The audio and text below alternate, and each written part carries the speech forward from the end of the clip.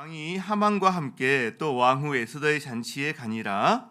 왕이 이 둘째 날 잔치에 술을 마실 때에 다시 에스더에게 물어 이르되 왕후 에스더여 그대의 소청이 무엇이냐 곧 허락하겠노라. 그대의 요구가 무엇이냐 곧 나라의 절반이라 할지라도 시행하겠노라. 왕후 에스더가 대답하여 이르되 왕이여 내가 만일 왕의 목전에서 은혜를 입었으며 왕이 좋게 여기시면 내 소청대로 내 생명을 내게 주시고 내 요구대로 내 민족을 내게 주소서. 나와 내 민족이 팔려서 죽임과 도륙함과 진멸함을 당하게 되었나이다. 만일 우리가 노비로 팔렸더라면 내가 잠잠하였으리이다. 그래도 대적이 왕의 손해를 보충하지 못하였으리이다 하니 아하스웨로 왕이 왕후 에스더에게 말하여 이르되 감히 이런 일을 심중에 품은 자가 누구며 그가 어디 있느냐 하니 에스더가 이르되 대적과 원수는 이 악한 하만이니이다 하니 하만이 왕과 왕후 앞에서 두려워하거늘 왕이 노하여 일어나서 잔치 자리를 떠나 왕궁 후원으로 들어가니라. 하만이 일어서서 왕후 에스더에게 생명을 구하니 이는 왕이 자기에게 벌을 내리기로 결심한 줄 알미더라. 왕이 후원으로부터 잔치 자리에 돌아오니 하만이 에스더가 앉은 걸상 위에 엎드렸거늘 왕이 이르되 저가 궁중 내 앞에서 왕후를 강간까지 하고자 하는가 하니 이 말이 왕의 입에서 나오매 무리가 하만의 얼굴을 싸더라. 왕을 모신 내시 중에 하르보나가 왕에게 아뢰되 왕을 위하여 충성된 말로 고발한 모르드게를 달고자 하여 하만이 높이가 50규빗 되는 나무를 준비하였는데 이제 그 나무가 하만의 집에 섰나이다. 왕이 이르되 하만을 그 나무에 달라 하매 함께 모르드게를 매달려고 한 나무에 하만을 다니 왕의 노가 그치니라. 아멘. 자리에 앉으시겠습니다. 오늘 에스더 7장은 에스더서의 어떻게 보면 절정 부분이라고 좀 볼 수가 있을 것 같아요. 이거 보다 보니까 참 어떤 영화, 어떤 드라마보다 더 드라마틱하다 이렇게 보게 되는데 우리가 오늘 우리 청년들, 청소년들이 좀 더 나와 있기 때문에 아마 지난 이야기를 간단히 한번 정리하고 이야기를 해야 되지 않을까 싶습니다. 페르시아 총리가 된 하만은 모르드게와 유다인 전부를 진멸하기로 음모를 꾸미고 왕의 허락을 받아서 조서를 반포합니다. 근데 이 조서 내용이 인종 청소죠.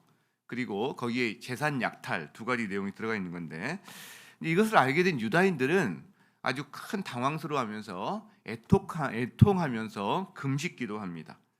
그리고 모르드게는 왕후 에스더에게 민족의 구원을 위해서 네가 왕께 나가서 구하라. 네가 왕후가 된 것이 이 때를 위함인 줄 누가 알겠느냐 이렇게 도전합니다. 에스더는 처음에는 주저하다가 그 확신 있는 말에 자기의 사명을 깨달아요. 그리고 죽으면 죽으리라 결단하고 나를 위해서 금식 기도해달라 요청한 다음에 자기도 금식 기도를 합니다. 그런 다음에 왕에게 나아가요. 다행히 왕의 마음을 하나님이 많이 만져주셔서 살고 잔치에 초대합니다. 이제 그렇게 잔치를 하루 치른 그날 밤 하만은 모르드게를 매달 교수형시키려고 나무를 높이 세우고 그날 밤 왕은 잠이 오지 않아서 궁중일기를 이렇게 읽다가 모르드게가 자기를 위해서 암살 모면을 하게 해준 그 부분을 읽고 모르드게를 높이려고 합니다. 근데 그때 마침 모르드게를 죽이려고 왕의 허락을 받으러 온 하만이 있어서 그 하만으로 하여금 모르드게를 데리고 성을 돌아다니면서 왕이 존귀하게 하게 하기를 원하는 자는 이렇게 한다. 왕복을 입고 왕의 관을 쓰고 그 일을 하게 합니다. 그래서 6장 마지막이 이렇게 끝나요. 이제 하만은 만 6장 이렇게 끝나는데 말이 채 끝나기도 전에 내시들이 와서 에스더가 차린 잔치에 하만을 급히 데리고 갔다. 하만이 지금 하루 종일 에스더를 데리고 성을 돌아다니면서 말을 끌고 돌아다니면서 계속 존귀하게 하는 말을 하면서 일을 마치고 집에 온 거죠. 얼마나 치욕스럽고 당황스러운 하루였을까. 그래서 친구들과 자기 아내들에게 그날 있었던 일들을 지금 이야기하고 있는 겁니다. 그런데 그때 자기 아내들과 친구들이 당신이 이제 질 것 같다. 굉장히 비관적인 전망의 말을 하고 있는데 그 말이 마치지 않아서 내시들이 와서 그를 데리고 갑니다. 그때까지 입골 준비를 못하고 있었던 거죠. 이 장면은 데리고 간다기보다는 어떻게 체포돼서 가는 것 같은 사실 어떤 그런 뉘앙스를 우리에게 주고 있습니다. 자, 그래서 이제 두 번째 에스더의 잔치에 참여하게 된 건데 술을 마시면서 왕이 에스더에게 다시 묻습니다. 왕후 에스더여, 그대의 소청이 무엇이뇨? 내가 주겠노라. 그대의 요구가 무엇이뇨? 내가 나라의 절반이라도 다 줄게. 나 궁금해 죽겠어. 빨리 말 좀 해봐. 이제 그만 뜸 좀 들이지 말고 이야기를 하고 있는 거죠. 자, 에스더는 왕의 말을 받아서 궁중 애절에 따라 뭐 왕이시여, 뭐 좋게 여기시면 어떤 이런 표현을 해서 자기 이야기를 하는데 왕의 말을 그대로 받아서 이야기를 합니다. 저의 목숨입니다. 이것이 저의 소청입니다. 저의 민족을 살려주는 것입니다. 이것이 저의 요구입니다. 그러면서 그 이유를 이야기해요. 4절에 나와 있죠. 세 번역으로 좀 가져왔습니다. 나와 내 민족 결례가 팔려서 망하게 되었습니다. 살육당하게 되었습니다. 다 죽게 되었습니다. 우리가 남종이나 여종, 노예로 팔려가기만 했어도 내가 이런 말씀까지 드리지 않았을 겁니다. 그만한 일로 왕께 걱정을 심려를 끼쳐 드리고 싶지 않기 때문입니다. 이렇게 말을 해요. 뒷부분 번역은 두 가지가 다 가능한데 그만한 일로 걱정을 끼쳐 드리지 않고 싶어서, 또 하나는 그렇게 해서 해도 대적이 왕에게 손해를 왕에게 손해가 되기 때문에 이 두 가지가 다 해석이 가능한 부분이 있는데 이걸로 해석을 했습니다. 자, 우리는 이런 대화에서 에스더의 이 지혜와 신중함을 좀 보게 돼요. 신중해요. 서두르지 않습니다. 정말 이게 굉장히 중요한 얘기잖아요. 근데 첫 번째 잔치, 두 번째 잔치까지 미룬 다음에 거기서야 왕이 요청했을 때 그것도 왕의 말을 따라서 그대로 요청합니다. 왕이 마음으로 준비할 여유, 하나님이 일하실 틈을 계속해서 주고 있는 거죠. 어휘 선택도 굉장히 지혜롭습니다. 핵심을 벗어나지 않으면서 핵심만 건드립니다. 이게 굉장히 위험한 상황이거든요. 왜냐하면 유대인을 전멸하는 그 조서를 왕이 내렸단 말이에요. 근데 그 왕에게 그 이야기를 해야 된단 말이에요. 그렇죠? 그러니까 왕의 입장을 헤아리면서 말을 해야 되는 거예요. 왕이 지금 나에게 지금 대드는 거네? 이런 느낌을 주면 안 되는 거죠.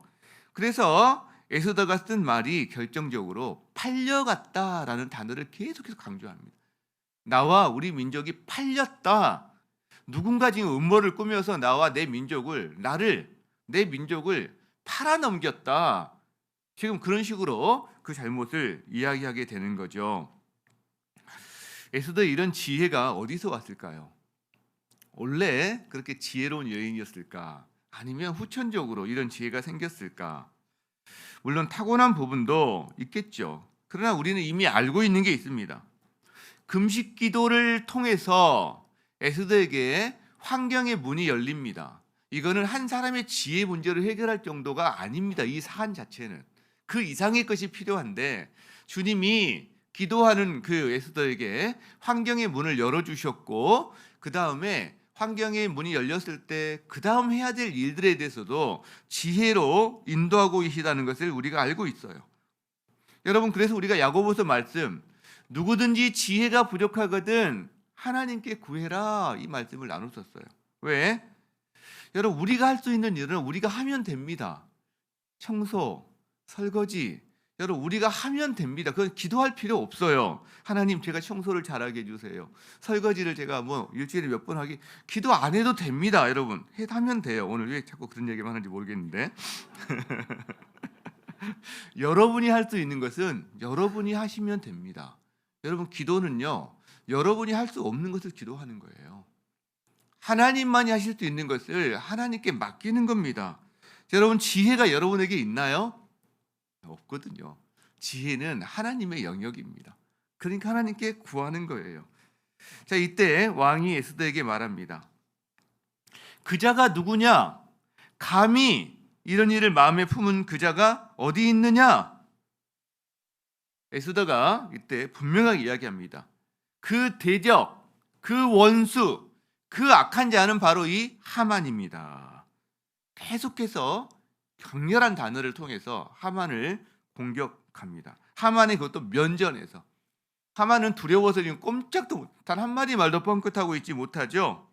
왕이 분노합니다. 그리고 그 자리에서 일어나 잔치 자리를 떠나버립니다. 왕궁 후원으로 가는 거죠. 왜 분노할까요? 우리가 정확한 이유는 모르겠지만 아마도 왕후의 목숨을 없애야 되는 이 음모에 충격을 받을 수 있습니다. 아니, 왕후를 없애려 했다고? 그리고 하만의 어떤 권력의 남용에 대한 부분이 드러났기 때문에 그 부분에서 분노할 수도 있겠죠. 어쨌든 왕은 지금 자리를 떠났어요. 왕궁 후원을 거니면서 뭐 했을까요? 생각했겠죠. 도대체 이걸 어떻게 해야 되지? 상대가 그 나라의 그 제국의 2인자입니다. 하만이에요. 어떻게 이 일을 처리해야 되지? 그리고 애매한 부분도 있습니다. 지금 어렴풋이 모든 전말을 알지는 못하지만 그런 일을 봤을 때 자기가 내린 조서거든요. 자기에게도 책임이 있거든요. 그러니까 이걸 도대체 어떻게 해야 되지? 아마 고민하다가 화는 나고 이 에스더 왕이 아니라 아하스웨로 왕의 특징이 이 화예요. 화를 버럭버럭 잘 냅니다. 누가 옆에서 뭐라고 하면 그대로 합니다. 이게 이제 우리의 특성과도 많이 있는데, 근데 돌아왔어요. 자, 근데 그 사이에 왕이 나가버린 그 사이에 하만은 에스더에게 간청합니다. 자기 생명을 살려달라고. 근데 돌아와서 왕이 목도한 한 장면이 있는 거예요. 뭐라고 하냐면 하만이 에스더가 앉은 걸상 위에 엎드려 졌거늘. 영어로 보면 왕후가 기대어 있는 곳에, 그러니까 이런 똑바른 의자가 아니라 뭔가 이렇게 기대었거나 누울 수 있는 카우치라고 하죠. 거기에 하만이 뻘원 엎드려져 있었다, 이런 표현을 쓰거든요. 우리가 정확한 상황은 알 수 없지만 아마 발 아래 엎드려 생명을 구하는 것은 관례란 말이에요. 그러니까 발 아래 엎드려 생명을 구하는 어떤 과정 가운데 에스더가 몸을 기울여서 앉아 있거나 어떤 누워 있는 잔치에서 주로 누워 있는 경우도 많거든요. 그러니까 비스듬히 누워서 음식을 먹거나 그런 상황에서 그 카우치에 엎드리게 된 것 같아요. 하만의 이 행동이 그를 결정적으로 멸망으로 이끕니다. 왕이 그때 갑자기 그걸 보고 놀래서 외치는 거죠. 아니, 저가 이 궁중 안에서 내 앞에서 왕후를 강간까지 하고자 하느냐? 여러분, 왕의 이 말이 나온다는 것은 이미 끝난 겁니다. 실제로. 하만을 어떻게 버려야 되지? 이걸 어떻게 해결해야 되지? 고민하던 왕이 그 장면이 돌아왔을 때 지체 없이 말을 하게 되는 거예요. 여러분, 사실 하만에게는 억울할 일입니다. 하만이 무슨 그 자리에서 무슨 왕후를 강간할 마음이 뭐가 있겠어요. 그렇죠? 그러나 하만이 해서는 절대 안 되는 게 있는 거예요. 궁중예절상 왕 외에는 그 누구도 왕의 여자에게 다가설 수가 없는 겁니다. 근데 그것을 어긴 거예요, 사실은 지금. 그렇죠? 이 왕이 그 말을 마치자마자 신하들이 하만의 얼굴을 감싸버립니다. 주로 언제 얼굴을 감싸죠? 사형시킬 때. 그죠? 왕의 그 말에서 이미 이것은 사형 선고라는 것을 그 신하들이 알아차린 겁니다. 여러분, 우리는 제국에 가장 노련하고 가장 곤모술수에 능한 그 권력의 2인자 하만이 속절없이 순식간에 무너지는 모습을 보게 됩니다. 악이 이와 같습니다. 순식간에 무너집니다. 댐이 무너질 때 순식간에 무너집니다. 건물이 무너질 때 순식간에 무너집니다. 악이 이와 같아요. 허망한 섬 바벨론이, 큰 성 바벨론이 순식간에 무너집니다. 여러분, 그런데 우리는 한편으로 의아하기도 합니다. 분노에서 에스더의 말에 이제 분노해서 저쪽으로 가버리는 왕, 하만이 그 왕을 따라가서 아니 왜 설명하지 않았을까? 그건 이렇게 되고 저렇게 된 거 아닙니까, 왕이시여? 저건 오해이고, 그러면서 왜 자기를 변호하지 않았을까? 물론 이 모든 것이 지금 하나님이 그 상황을 주도해 가시는 상황이 있습니다. 우리가 그걸로 설명할 수도 있지만 한편으로 하만이 왜 그러지 못했을까? 하만인도 캥기는 거예요, 여러분. 지금 하만이 그 일을 할 때 떳떳하게 했습니까? 왕을 위해서 했습니까? 나라를 위해서 했습니까? 권력을, 자기 고난을 공적으로 정말 사용한 거 맞습니까? 아니거든요. 자기에게 절하지 않는다고 개인적인 분노로 그 일을 꾸몄고 왕을 교묘한 말로 홀려서 뇌물을 주어가지고 그 일을 만든 거란 말이에요. 그러니까 소명할 수가 없는 거예요. 당당하게. 왕이시여, 그것은 왕과 나라를 위한 것이면 왕이 아시지 않습니까? 목에 칼이 들어와도 그렇게 말할 수 있는 용기가 없는 거예요. 왜? 떳떳하지 못하니까. 자기를 위해서 사용했으니까, 사심이 있었으니까. 여러분, 우리 그리스도인들은 이걸 좀 한번 생각해 볼 필요가 있습니다. 우리가 좀 떳떳할 필요가 있어요. 당당할 필요가 있습니다.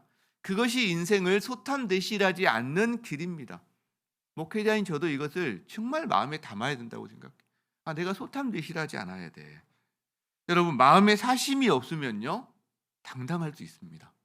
당당할 수 있어요. 어떤 사람을 그 사람이 가진 것, 재산이나 힘이나 어떤 권력이나 이런 걸로 대하지 않고 그 사람을 하나님 앞에서 긍휼이 필요한 한 영혼으로 대하는데 사심이 없다면, 떳떳하다면 누구를 대하든 귀천, 빈, 부를 상관없이 사람을 떳떳하게 대할 수 있습니다. 당당할 수 있어요. 여러분, 사람에 대해서만 그렇습니까? 하나님에 대해서도 우리가 당당할 수 있어요. 물론 오해는 하지 마시기 바랍니다. 우리는 하나님 앞에 완전한 사람은 하나도 없기 때문에 하나님 앞에 당당할 수 있는 사람은 없습니다. 단 한 명도. 그러나 제가 말하는 것은 어떻게 보면 마음의 동기와 관련된 이런 부분에서 그 말씀을 드리는 건데, 여러분, 우리가 동기가 바르면 하나님 앞에서도 이걸 당당하게 이걸 밀고 나갈 수가 있다는 거예요. 우리가 죽전에 예배 초소를 찾는데 한 1년이 걸렸습니다. 그때 한 수십 군데, 아마 100군데 이상은 아마 돌아다녔을 거예요. 그리고 어디를 좀 해야 되겠다 집중적으로 기도하다가 무산된 것도 여러 번이었습니다. 왜냐하면 그때 분당 우리 교회 인큐베이팅 공간을 비워줘야 또 다른 교회가 인큐베이팅 교회가 또 1년 뒤에 할 수 있는데 연말이 다가가니까 얼마나 마음이 많이 쓰였는지 몰라요. 그런데요, 단 한 번도 그 1년 동안 고배를 마시고 여기저기 돌아다니면서 저기가 우리 교회 얼마나 좋을까, 저기가 우리 교회 얼마나 좋을까, 막 그런 마음을 갖고 진짜 많이 돌아다녔는데 그때요, 마음의 평강을 잃어버린 적은 한 번도 없습니다. 내가 왜 이 공간도 없는 죽전 지역을 선정해 가지고 이 고생을 하고 있나 후회해 본 적도 없습니다. 알았거든요. 죽전에 공간이 없다는 거.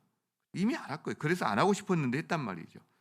성도들에게 막 왜 좀 더 기도하지 않으세요? 기도하세요. 막 이렇게 밀어붙이거나 막 심하게 초조해서 밀어붙인 적도 없습니다. 왜요? 동기가 투명했거든요. 하나님의 이끄심을 신뢰했거든요. 우리를 이끄시는 분은 주님이시라고 그게 너무나 분명했거든요. 그러니까 이렇게 되는 거예요, 여러분. 여기까지 우리를 죽전으로 이끄신 분은 하나님이시기 때문에 지금 이 공간의 문제에 있어서도 주님이 예비하실 것이다. 우리가 지금 지연되고 있는 것에는 뭔가 하나님의 뜻이 있다. 여러분, 이 마음이 있기 때문에 평강을 잃어버린 적이 없다라는 거죠. 우리가 사람 앞에서, 하나님 앞에서 당당할 필요가 있습니다. 자, 내시 중에 한 명이 그때 왕에게 정보를 줍니다. 왕을 위하여 충성된 말로 암살 계획을 고발했던 모르드게를 이 하만이 죽이려고, 교수형시키려고 하만의 집에 높이 약 23m 정도 되는, 약간의 과장일 것 같기도 한데 그 정도의 이 큰 나무를 지금 세웠습니다. 이 말을 내시 하르보나가 왕에게 해줍니다. 왕이 그때 말을 하는 거죠. 하만을 그 나무에 달아라 라고 말합니다. 여러분, 잠언 26장에 이런 말씀이 있어요. 잠언 26장 27절에 우리 같이 한번 읽어봤으면 좋겠다 싶은데 안 띄워주면 제가 읽을게요. 함정을 파는 자는 그것에 빠질 것이요 돌을 굴리는 자는 도리어 그것에 치이리라. 아마 어제 저녁에 제가 정말 졸려가지고 이거 자막을 보낼 때 이거 안 보냈나 봐요. 저기 잘못이 아니라 저의 잘못이라는 걸 밝힙니다. 함정을 파는 자는 그것에 빠질 것이요. 여러분, 함정을 파는 자가 그 함정에 빠진다고 그래요. 돌을 굴리는 자가 도리어 그 돌에 굴린다고 합니다. 이게 하나님 말씀은 틀림이 없습니다. 그 말씀 그대로 여러분 이루어지는 거죠. 이렇게 해서 하만이 세운 나무에 하만이 달립니다. 그죠? 참 아이러니죠. 여러분, 이렇게 6장과 7장은 대반전이 일어납니다. 하만은 모르드게의 사형 선고를 받으려고 왕에게 왔는데, 그죠? 왕의 명령에 의해서 모르드게의 말을 끌면서 모르드게를 높여하는 일을 당합니다. 하만이 모르드게를 달려고 나무를 세웠는데, 근데 그 나무에 자기가 달리게 됩니다. 너무나 극적이에요. 어떤 드라마보다 더 극적입니다. 여러분, 그런데요, 이거를 에스더나 모르드게만 경험하는 게 아니라는 거예요. 바로 포로 1세대인, 지금 이 에스더와 모르드게는 포로 한 4대 무렵이라고 그랬죠. 뭐 3대, 4대, 5대 뭐 이 정도 있을 것 같은데, 포로 1세대인 다니엘도 이것을 경험했습니다. 대반전을 경험했다는 거죠. 우리가 잘 알고 있는 내용이에요. 다니엘서 6장에 보면 다리오 왕이 다니엘을 총리로 세웁니다. 세 사람의 총리 중에 한 명으로. 이걸 시기하는 사람들이 나타나요. 자, 그리고 그들이 이 다니엘을 끌어내리려고 검찰, 국정원, 감사원 다 동원해서 다니엘의 기록을 샅샅이 뒤져서 고발을 근거를 찾아요. 근데 찾을 수가 없어요. 이들이 알게 됩니다. 아, 다니엘은 하나님의 율법을 걸지 않으면 걸릴 게 없구나. 그리고 음모를 꾸며요. 왕을 꼬드깁니다. 하만도 그렇게 했거든요. 왕을 꼬드겼거든요. 그래서 30일 동안에 왕 외에 누구든지 어떤 신에게나 어떤 사람에게 무엇을 구하면 그 사람은 사자굴에 넣으십시오. 그래야 왕의 위엄이 이렇게 높아질 것입니다. 조서를 반포해요. 이 말도 안 되는 그런 일이 벌어지는 거죠. 근데 결국 그것은 다니엘을 타겟으로 한 금령입니다. 법입니다. 그죠? 다니엘이 알아요. 정치 한복판에서 수십 년을 지내온 사람이 왜 모르겠습니까? 근데 그걸 알아요. 자기를 타겟으로 한 법이라는 것을. 근데 다니엘이 정말 도전되는 행동을 하죠. 10절. 이건 제가 보냈을 것 같은데 보냈네요. 같이 한번 읽어보겠습니다. 시작. 다니엘이 이 조서에 왕의 도장이 찍힌 것을 알고도 자기 집에 돌아가서는 윗방에 올라가 예루살렘으로 향한 창문을 열고, 그다음 전에 하던 대로 하루 3번씩 무릎을 꿇고 기도하며 그의 하나님께 감사하였더라. 여러분, 묵상거리가 너무 많습니다. 어떻게 저 상황에서 감사할 수 있는지. 그렇죠? 알고도 자기 집에 돌아가서 창문을, 예루살렘을 향한 찬 창문을 열어요. 기도하는 모습을 보입니다. 알고도. 그리고 그거는 전에 하던 대로, 다니엘의 평생의 습관대로 그대로 합니다. 어떻게 됩니까? 당연히 고발당하죠. 지금 그걸 노리고 법을 만들었는데. 그리고 왕도 이거 뻔히 나중에 알고 후회했지만 이 법령이라는 게 어쩔 수가 없어요. 그렇죠? 법에 따라서 처벌을 합니다. 사자굴에 집어넣습니다. 끝난 거죠, 사실. 근데 여기서 대반전이 일어납니다. 대반전이. 우리가 너무 재밌으니까 이거 제 말로 하기보다 성경 본문을 읽으면, 이것도 제가 아마 보냈지 않았을까? 보냈죠. 한번 띄워주세요. 보냈네요. 어제 정말 저녁에 막 졸리고 안 보이고 그래서 아마 제가 그런 것 같아요. 자, 22절부터 한번 읽어봅시다. 시작. 나의 하나님이 이미 그의 천사를 보내어 사자들의 입을 봉하셨으므로 사자들이 나를 상해하지 못하였사오니 이는 나의 무죄함이 그 앞에 명백함이오며 또 왕이여 나는 왕에게도 해를 끼치지 아니하였나이다 하니라. 그래서 왕이가 너무 기뻐해요. 그 다음 23절 시작.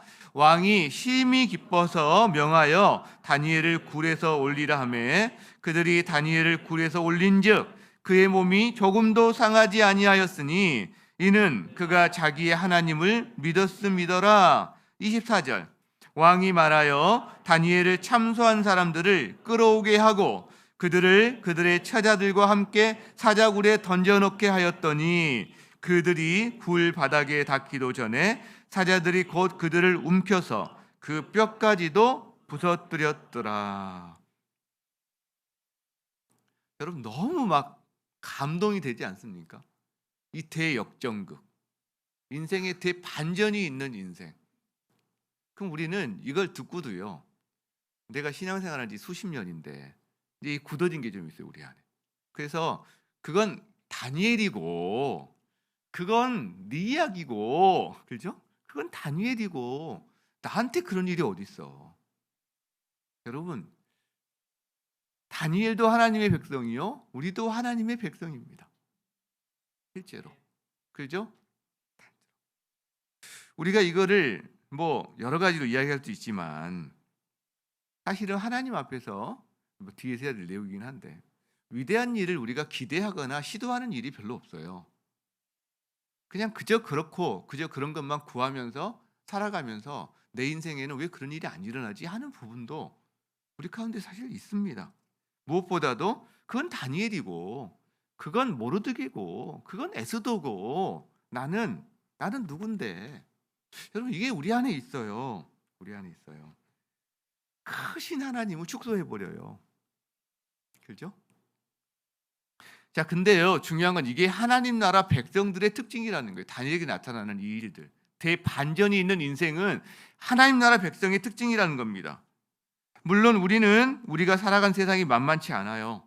굉장히 두렵기까지 합니다. 그러나 영적인 눈으로 보면 무대 뒤에 계셔서 일하시는 하나님을 볼 수 있습니다.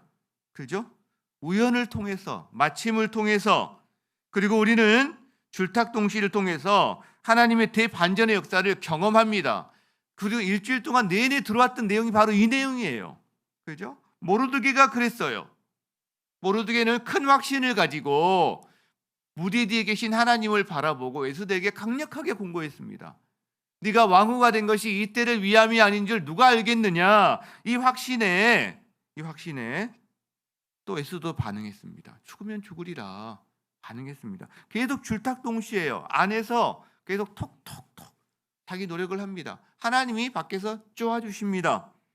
무대 뒤에서 보이지 않는 하나님께서. 여러분, 줄탁동시는요, 하나님의 주권, 하나님의 섭리와 우리 인간의 노력, 인간의 책임 사이에 균형을 이루도록 우리에게 말을 해줍니다. 어젠가 이미 이야기했죠. 하나님이 다 해주시겠지. 뭐 하나님이 해주실 텐데 뭘 믿음 있는 것처럼 말하지만 무책임한 겁니다. 또 한편으로 하나님이 어디 계셔? 이건 내 힘으로 다 해야지. 이것도 무책임한 거죠. 그죠? 여러분, 인도 선교사 윌리엄 캐리가 했던 말 우리가 기억할 필요가 있어요. 왜 내 인생에는 다니엘과 같은 에스더 같은 일들이 일어나지 않는가? 인도 선교사 윌리엄 캐리가 이런 말을 했어요. 우리가 하나님을 위해 이대한 일을 시도할 때 우리는 하나님으로부터 위대한 일들을 기대할 수 있다. 여러분이 하나님께 기대하는 게 무엇입니까? 여러분 인생에서 여러분이 정말 목숨 걸고 기도하면서 기대하는 게 무엇입니까? 인생살이 여러 가지 우리가 문제가 있어서 그걸 의뢰하는 것도 맞습니다. 하나님이 그거 무시하지 않습니다. 왜? 우리의 일상에 관심이 있고 사랑하는 자녀가 관심 두는 것에 하나님도 관심이 있기 때문에. 그러나 하나님이 우리가 평생 그 시시한 문제에만 매몰되거나 자기 앞에 있는 인생의 문제 허들에게만 관심을 두는 것까지 바라시지는 않으십니다. 그죠? 여러분 앞에 놓여있는 인생의 허들을 치워지는 것, 넘어가는 것 경험했다면 이제 좀 더 하나님을 바라보세요. 그 경험을 통해서 하나님 디딤돌 삼으라고 주신 거 아닙니까? 다음에도 또 그거 평생 그것만 요구하라고 하시는 게 아니라 우리 인생은 유한하단 말이에요. 우리 젊음도 유한합니다. 여러분, 언제까지 젊을 것 같죠? 아니에요. 저도 그런 착각 가운데 사는 사람 중에 하나인데 아니더라고요. 여러분, 하나님은요 무한하세요. 능력이 한이 없으세요. 여러분, 이 만한 하나님에게 평생 이것만 구하고 사는 건 하나님 무시하는 겁니다. 부모가 재벌인데 맨날 저 지금 10만 원짜리 뭐 하나만 사실 수 있어요? 평생 부모에게 그것만 구하는 것은 부모를 부모로 대하지 않는 겁니다. 여러분, 우리의 기도가 여러분 작은 걸 무시하지 않는 게 아닙니다. 근데 그것만 해요. 하나님을 하나님으로 대우하지 않을 때가 너무나 많은 거 아닌가? 이런 생각을 한다는 겁니다. 하나님은 위대하시거든요. 여러분, 우리의 인생의 크기는요, 우리가 하나님을 알고 하나님을 사랑하고 그 하나님을 경험하는 게 우리 인생의 크기입니다. 그죠? 내 인생의 크기로, 내 눈의 크기로 하나님을 재단, 우리는 그래봤자 기껏 병아리가 알 속에서 껍질을 통해 세상을 보듯이 그 정도밖에 지금 못 보고 있는 거예요. 우리 청년들, 우리 학생들, 특히 젊은 시절에 이걸 좀 마음에 담았으면 좋겠어요. 우리의 인생의 목표는 건물주가 되는 것이어서는 안 됩니다. 우리 인생의 목표가 그 정도가 돼서 내가 좀 넓은 집에 살겠다는 게 우리 인생의 목표가 돼서는 안 되는 거죠. 한 번 사는 인생인데 좀 못 가지고 살면 어떻습니까? 말씀을 마무리하고자 합니다. 성도의 삶은 대반전이 있는 인생이다. 다른 말로 하면 그러나가 있는 인생이다라고 말할 수 있습니다. 사도 바울이 로마서 8장에서 이것을 읽으면서 감격해 외치는 말이 있어요. 먼저 우리의 현실은 참 어렵습니다. 로마서 8장 35절에 이렇게 말을 하고 있죠. 우리 한번 읽겠습니다. 우리의 현실이에요. 시작. 누가 우리를 그리스도의 사랑에서 끊으리요? 환난이나 곤고나 박해나 기근이나 적신이나 위험이나 칼이랴. 여러분, 이것이 우리 삶의 모습입니다. 환난, 곤고, 박해, 기근, 적신, 벌거숭이가 되는 거죠. 수치로, 가난함으로, 위험, 칼, 심지어 칼도 있어요. 그런데요, 믿는 우리에게는 그 다음이 있습니다. 이게 우리의 현실인데 다음이 있다는 거예요. 37절. 그러나가 있습니다. 이게 앞에 현실인데 그러나가 있어요. 같이 한번 읽습니다. 시작. 그러나 이 모든 일에 우리를 사랑하시는 이로 말미암아 우리가 넉넉히 이기느니라. 여러분, 가운데를 가로로 이렇게 묶어버리면 그러나 이 모든 일에 우리가 넉넉히 이긴다. 아까 말한 환난, 곤고, 기근, 박해, 적신, 위험, 칼, 이게 우리의 현실이 맞는데 하나님 우리를 아신단 말이에요. 우리의 공감을 안 나. 깨어진 세상에 사는 우리 아픔이 있으니까 아는데 그러나가 있다는 거예요. 우리가 넉넉히 이긴다라고 말한다는 거예요. 여러분, 이게 하나님의 말씀이에요. 말씀. 근데 이 말씀이 어떻게 가능해진다고요? 가운데 우리를 사랑하시는 이로 말미암아, 우리를 사랑하시는 이로 말미암아 우리 인생의 대반전을 만들어 주신다. 이게 바로 그리스도인의 정체성이고 기독교인의 삶이라는 거예요, 여러분. 여러분, 우리가 이 대반전의 하나님을 좀 바라봤으면 좋겠어요. 우리가 바라봤으면 좋겠어요. 우리 오늘 청년들이 있기 때문에, 수능 또 고등학생, 학생들이 있기 때문에 제가 이 적용점을 또 이렇게 좀 가져온 부분이 있는데, 이제 곧 수능이거든요. 지금 아마 한참 준비 중일 거예요. 그런데요, 성적이 발표되고 나면 많은 일들이 일어나는데 심지어 막 자살하는 일까지 너무 가슴이 아프죠. 근데 그 표현인 거 아니에요? 내가 시험을 잘못 봐서 시험을 망쳐서 이제 내 인생 망쳤어요. 내 인생 종쳤어요. 내 인생 끝났어요. 여러분, 이런 말을 그 아이의 말이겠습니까? 계속해서 자기 귀에 들려준 가정에서 혹은 학교에서 수업 많은 매스컴에 자기 귀에 들려준 말을 지금 맹무새처럼 반복하고 있는데 그게 그의 인생과 인식이 되어버립니다. 여러분, 그러나 오늘 말하는 거예요. 결코 그렇지 않다고. 절대 그렇지 않다고. 하나님의 아들, 딸들은요, 결코 망하지 않습니다. 대반전이 있거든요. 여러분, 학생 때는 자기 성적으로 자기 인생 성공 여부를 결정하려고 그래요. 그래서 대학을 언제 갔느냐. 근데 대학을 다니면 그다음 직장으로 결정하려고 그래요. 내가 어떤 좋은 직장에 들어갔느냐. 그 다음에는요, 결혼으로 결정하려고 그래요. 그 다음에는요, 자기 자녀가 얼마나 공부를 잘하고 어떤 대학에 갔느냐 또 결정하려고 그래요. 그 다음에는요, 너 몇 평 집에 사냐. 계속 이거예요, 여러분. 근데요, 그게 우리 삶에 필요한 것들이기 때문에 무시하거나 이런 건 아닙니다. 중요하고 필요한 건 맞아요. 그런데 한 가지 기억했으면 좋겠어요. 그런 것들이 학업이든 학벌이든 직장이든 결혼이든 또 뭐예요? 가진 것이, 이런 것들이 우리 인생 자체를 결정짓지는 않아요. 우리 조금만 인생을 살아보면 그거 압니다. 직장 퇴직해 보신 분들은 압니다. 저도 직장생활 한 13년 했잖아요. 그때 밤을 새워가면서 프로젝트를 만들고 정말 인정받고 상 받았던 내용들이 참 많은데 저희 집에 파일이 하나도 없어요. 나중에 보니까 다 필요가 없더라고요. 그리고 다 잊혀지더라고요. 실제로. 그죠? 가정을 돌보지 못할 정도로 인생을 갉아먹으면서 했던 일들이 있는데 그게 무슨 가치가 있었지? 그걸 다 지금 폄훼하는 게 아니라 지금 시점에서 한번 돌아본다는 거죠. 여러분, 바울 사도는 최고의 학벌을 가진 사람이었습니다. 로마 시민권을 가진 사람이었습니다. 최고의 자랑거리들이 있었어요. 그러나 그가 하는 말이 있어요. 그 모두를 예수 그리스도에 비했을 때 나는 배설물로 여긴다. 점잖은 표현이에요. 이 아침에 좀 적당하지는 않지만 그게 뭐예요? 똥으로 여긴다.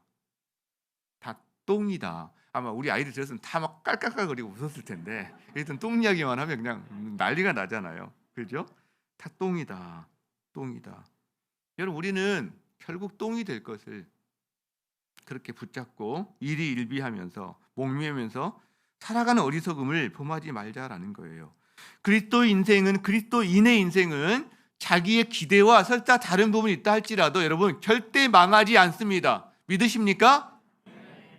제가요 학창 시절에 제 친구가 있는데 시골에 제 친구가 있는데 이 친구가 학창 시절에 많이 헤맸어요. 일명 그때 당시 깡패 이런 어떤 좀 그런 많이 헤맸습니다. 그래서 놀다 보니까 너무 많이 놀아서 고등학교를 중퇴할 수밖에 없었어요. 그죠? 참 어려운 인생이죠. 고생을 참 많이 했습니다. 그 뒤에. 근데 반전이 일어났어요, 인생에. 그 주변에 있던 친구들 중에 이 친구를 사랑하고 고등학교, 중학교 동창들인데 사랑하고 그 다음에 예수를 전한 거예요. 이 친구가 예수님을 믿기 시작했습니다. 예수님을 만나고 삶이 바뀌기 시작했습니다. 그 후에도 물론 수많은 어려운 일을 겪었어요. 정말 여러 가지 직업과 수많은 일을 겪었는데 그 과정을 다 거쳐서 지금은 굉장히 건실한 기업을 운영하는 회사를 운영하는 그런 CEO가 됐어요. 그 친구가 학벌이 별로 없잖아요. 그죠? 근데 제가 이렇게 이야기를 들어보면 얼마나 지혜롭게 회사를 운영하는지 깜짝깜짝 놀래요. 놀랍니다. 그리고 제가 지금까지 살아오면서 중학, 초등, 주등, 고등, 대학 뭐 여러 가지 친구들이 있잖아요. 제가 존중하고 존경하는 친구는 그렇게 많지는 않습니다. 근데 이 친구는 제가 존중하고 존경하는 친구 중에 한 명이에요. 학벌로? 아니요. 아니요. 인생의 반전을 경험했어요. 기도하면서 하나님의 지혜로 살아가요. 올 봄에도 얼마나 큰 어려운 일을 겪었는지 모르는데 잠을 잘 수 없을 정도로. 근데 합력해서 선을 이루시는 하나님의 역사를 듣는데 정말 살떨리더라고요. 이렇게 이끄시는구나. 우리가 뭘 모르는데 여러분 에스더가 기대하지 않았는데 그 다음에 일이 이루어지는 것처럼 그런 일들을 경험하고 살아갑니다. 바로 내 옆에 있는 그 친구가요. 고등학교도 못 나온 친구가요. 그렇게 살아갑니다. 인생의 반전이 있어요, 여러분. 이 땅에서도 그리스도인들에게 있습니다. 주님을 만난 것 자체가 인생의 반전이 된 거죠.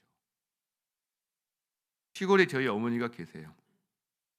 어떻게 보면 세상에서 아무것도 이루지 못한 보통의 우리 어머니들 중에 한 분이시다. 저는 그렇게 생각이 들어요. 인생 내내 참 고생도 많이 하셨습니다. 그 나이에 그 연세에 고생 안 하신 분이 없지만 진짜 고생 많이 하셨죠. 지금도 여전히 고생 중이십니다. 현재 진행형이죠. 몸이 아파서 허리가 아파서 교회가 시골 교회가 한 300m 정도 한 400m 되나? 근데 한 번에 못 가세요. 몇 번 서서 어떻게든 몸을 좀 추스려야만 시험시험해서 갈 수가 있습니다. 가진 재산요 거의 없습니다. 네, 시골집은 등기부에도 안 잡히더라고요. 거기는 이게 옛날에 지은 집이라서 그런지 없어요. 혼자 사십니다. 지금도 식사를 혼자 차려 드셔야 되는 거죠. 그죠? 여러분 세상 눈으로 보면 정말 초라한 인생 맞습니다. 정말 가진 것 없는 인생 맞습니다. 그러나 저는요 세상에서 가장 위대한 분이다라고 생각합니다. 그리고 성공한 인생이다라고 믿습니다. 왜냐? 자녀들한테 진짜 존경을 받거든요. 며느리도 존경해요. 자기 아들만 존경하는 게 아니라. 그리고 저는 하나님 앞에서 어머니가 인정받는 인생이라고 믿어요. 어머니가 예수님 만나 뵐 때 주님께서 면류관을 씌워주실 거라고 저는 믿습니다. 모르드게가 그 성을 한 바퀴 돌았던 것처럼 어머니는 왕의 행진을 하게 되실 거라고 저는 믿어요. 그래서 어머니는 결코 초라하거나, 물론 이 땅에서 초라한 거 맞죠. 그러나 그게 아니라 성공한 인생이고 반전이 있는 인생이라고 믿습니다. 여러분, 지금 자기 인생이 초라해 보이십니까? 내가 왜 이렇게 실패 가운데서 절망해야 되지? 절망 가운데 있습니까? 진로, 결혼, 관계, 부부관계든 자녀관계든 질병, 실패, 여러분 그 가운데서 여러분 의기소침해 있습니까? 대반전의 하나님을 우리 함께 바라봅시다. 여러분 진짜 인생의 성공이 학벌, 재산, 또 가진 어떤 것에 달려있지 않습니다. 누구에게 달려있습니까? 하나님께 달려있습니다. 아멘. 여러분 우리는 우리를 사랑하시는 이로 말미암아 여러분 우리는 어떻게 한다고요? 넉넉히 이기는 인생이라고 말씀을 합니다. 이 땅에서도 대반전을 우리가 경험하며 살아갈 거예요. 그러나 그 완전한 대반전은 주님 앞에서 일어날 것입니다. 우리는 지금 마라톤 중이거든요. 경쟁이 아니에요. 이거를 주님의 자녀로서 완주하는 게 우리의 목표 중에 하나입니다. 하나님 나라를 꿈꾸면서 달려간 이 길 끝에서 우리를 맞아주시는 분이 계시다는 거죠. 그리고 그분이 반갑게 팔을 벌려 맞아주시면서 우리에게 수고했다 안아주실 것이며, 그분이 면류관을 우리 머리에 씌워주실 것이며, 그분이 끝나지 않고 쇠하지 아니하는 영광스러운 그 하나님 모습으로 우리를 변하게 하실 거다. 이것이 우리의 진정한 완전한 대반전이다라고 믿습니다. 이것을 믿는 사람이 그리스도인이요, 이것을 믿고 이 땅에서도 그 대반전을 꿈꾸면서 그대로 살아가는 것, 연습이에요. 연습, 예행 연습. 그 사람이 바로 그리스도인인 것을 믿습니다. 여러분 인생이 그렇게 되시기를 주의 이름으로 축복합니다. 아멘. 우리 함께 찬양합시다. 우린 연약한 거 맞아요. 오늘 하루하루 힘겨운 건 맞습니다. 때로 주 뜻을 이루며 살기에는 부족합니다. 실수합니다. 넘어집니다. 그러나 우리에게 무기가 있어요. 우리는 주를 바라봅니다. 주님을 바라봅니다. 그러면 그분의 영광으로 우리가 영광으로 끌어올려집니다. 이것이 대반전이 있는 인생입니다. 그분을 따라갑니다. 그분이 우리를 이끌어 주십니다. 우리 함께 우리의 인생의 고백으로 이 찬양을 주께 올려드리기 원합니다. 찬양하겠습니다. 주여 우린 연약합니다.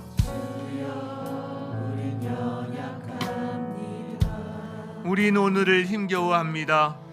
우린 오늘을 힘겨워합니다.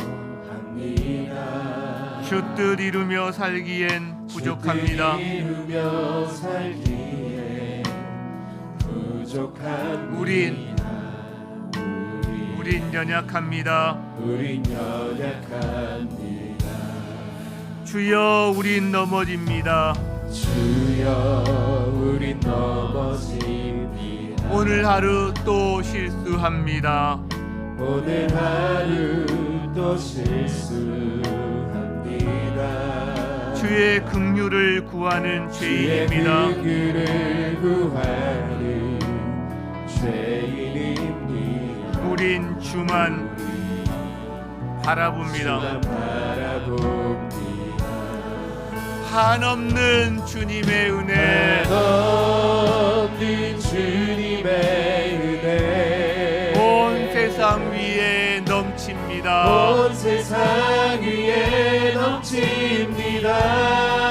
가릴 수 없는 주의 영광, 가릴 수 없는 주 영광 온 땅 위에 충만합니다. 온 땅 위에 충만합니다. 주님만이 길이오니, 주님만이 길이오니 우린 그 길 따라갑니다. 우린 그 길 따라갑니다. 그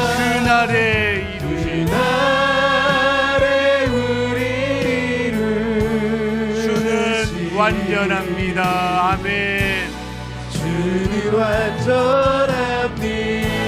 한없는 주님의 은혜, 한없는 주님의 은혜 온 세상 위에 넘칩니다. 온 세상 위에 넘칩니다. 가릴 수 없는 주 영광, 가릴 수 없는 주 영광 온 땅 위에 충만합니다. 온 땅 위에 충만합니다. 주님만이 길이오니, 주님만이 길이오니 우린 그 길 따라갑니다. 우린 그 길 따라갑니다. 그날에 우리를 이루신 그날에 우리를 이루신 주는 완전합니다. 주는 완전합니다. 누가 우리를 그리스도의 사랑에서 끊으리요? 환난이나 곤고나 박해나 기근이나 적신이나 위험이나 칼이랴. 그러나 이 모든 일에 우리를 사랑하시는 이로 말미암아 우리가 넉넉히 이기느니라. 여러분, 우리의 인생은 그러나의 인생입니다. 대반전이 있는 인생입니다. 주 예수 그리스도 우리를 사랑하시는 그분 안에서 이것이 가능하다고 주님 우리에게 말씀하고 계십니다. 이 시간 우리가 함께 주 외치며 주님께 나아갑니다. 주여